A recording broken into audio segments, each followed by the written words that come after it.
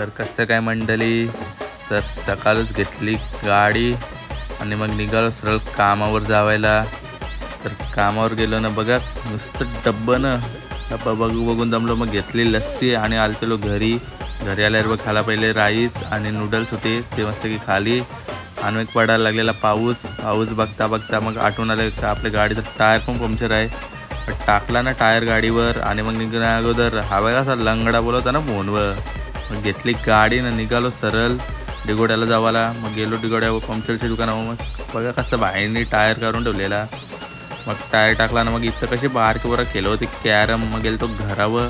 तर घरावर टाकलेलं म्हणजे आमच्या खिडक्या तर त्या बघल्या. आणि मग आलतेलो इकडे बाहेर. ते बघा कशी पोरा बसलेली.